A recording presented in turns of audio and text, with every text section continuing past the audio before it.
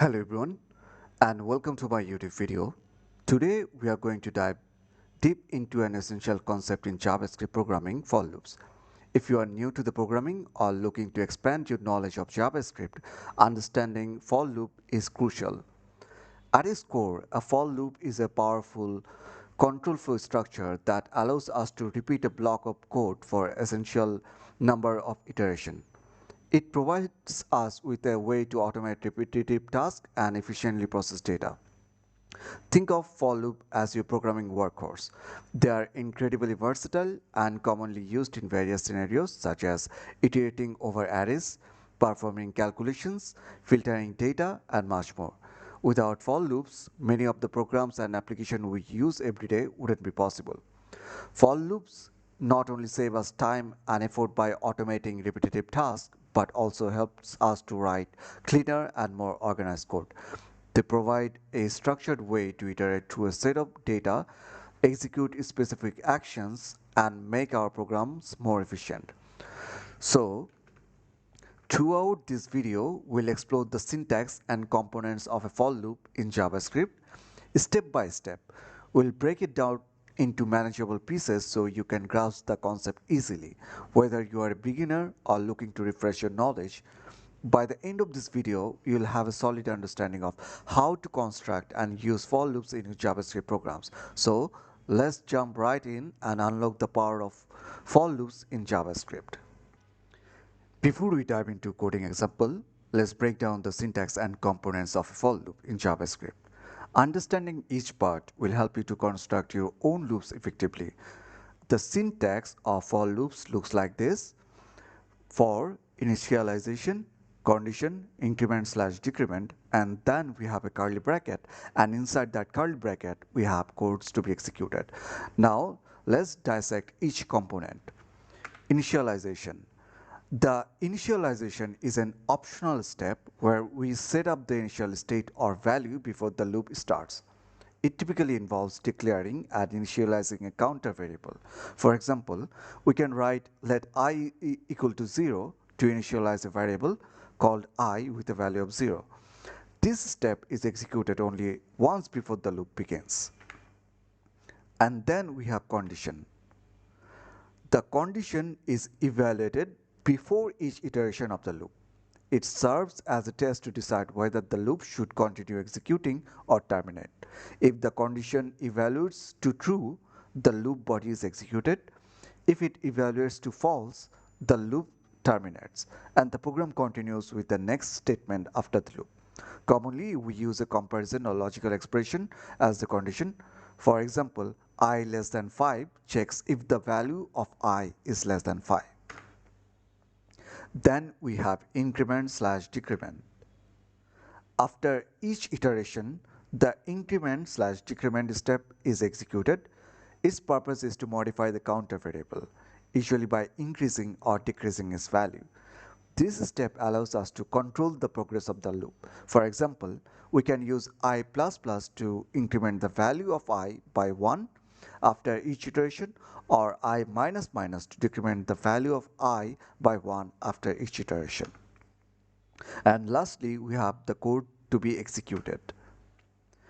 This is the block of code that gets executed in each iteration of the loop. It can be a single statement or a group of statements enclosed in curly braces. This is where you place the action or operation you want to perform repeatedly. Now, the flow of execution within a for loop is as follows. Initialization is executed once to set up the initial state. The condition is evaluated before each iteration. If it is true, the loop body is executed. If false, the loop terminates. If the condition is true, the code inside the loop is executed. After executing the loop body, the increment slash decrement step is performed. The condition is evaluated again and the loop continues or terminates based on its result. This process repeats until the condition evaluates to false. By leveraging these components effectively, we can control the loop's behavior and perform various operations with ease. Now that we have a good understanding of the syntax and component of a for loop, let's move on to some practical example to see them in action.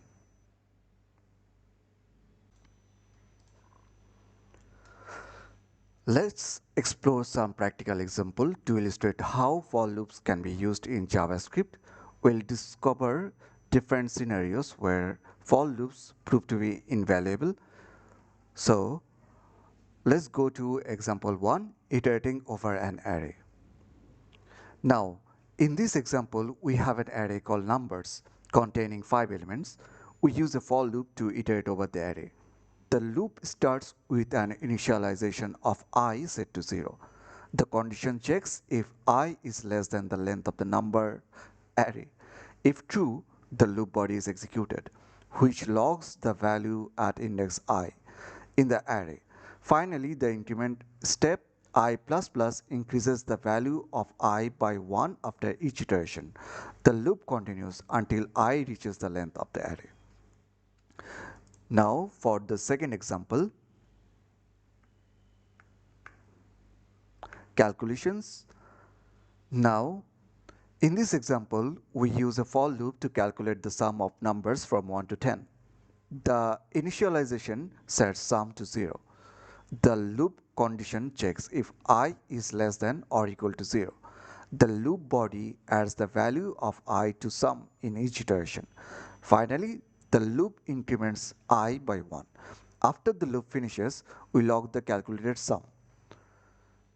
Now, let's go to the third example, generating patterns. In this example, we use a for loop to generate a pattern of starts. The loop iterates 5 times. In each iteration, we concatenate a symbol to the pattern string and log the updated pattern. As the loop progresses, the pattern grows, producing the desired output. So, these examples demonstrate just a fraction of what you can accomplish with for loops in JavaScript. Whether it is iterating over arrays, performing calculation, or generating patterns, for loops provide a flexible and efficient solution. Feel free to experiment with different scenarios and explore how for loops can simplify your programming task. Now that you have seen practical example, let's move on to some best practices to make the most of the for loops in JavaScript. Using for loops effectively can significantly improve your code's readability, performance, and maintainability. Let's go through some of the best practices and tips to make the most of the for loops in JavaScript. Use meaningful variable names. Choose variable names that accurately describe their purpose. For example, instead of using I, consider using index or counter. This improves code readability and makes it easier to understand the loop's purpose. Be mindful of the loop condition. Ensure that the loop condition is properly defined to prevent infinite loops or premature termination. Double check the comparison operator, for example, less than equal to, greater than or greater than equal to, and ensure they are appropriate for your use case. Declare variable outside the loop when possible. If a variable doesn't need to be reinitialized in each iteration, declare it outside the loop. This can improve performance by avoiding unnecessary variable creation and initialization. Use array methods to iterate when appropriate. JavaScript provides powerful array methods like for each, map, filter, and reduce, which can often offer a more concise and expressive way to work with arrays. Consider using these methods when their functionality aligns with your requirement. Break out of the loop if necessary. Sometimes you might need to prematurely exit a loop based on a certain condition. You can use the break statement to terminate the loop and move on to the next section of code. Avoid modifying the loop variable within the loop. Modifying the loop variable I in our examples inside the loop body can lead to unexpected behavior and logical errors. It's generally best to avoid changing the loop variable within the loop.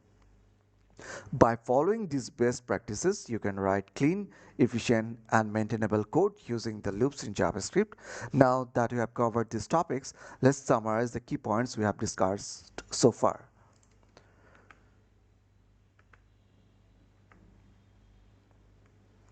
So, overview of the for loop.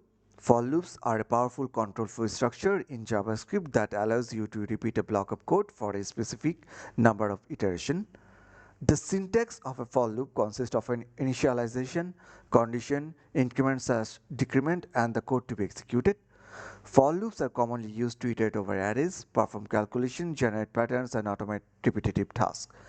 Best practices include using meaningful variable names, ensuring proper loop condition, and considering alternative array methods and optimizing loops when needed. Now, I encourage you to try writing your own for loops and explore their versatility in solving various programming challenges. Practice is key to mastering any programming concept, and for loop are no exception. Remember, the more you experiment and practice, the more comfortable you will become with for loops and their application. Embrace the power of repetition and automation that for loops offer. Keep exploring, keep learning, and don't hesitate to ask questions or seek further resources to deepen your understanding in JavaScript.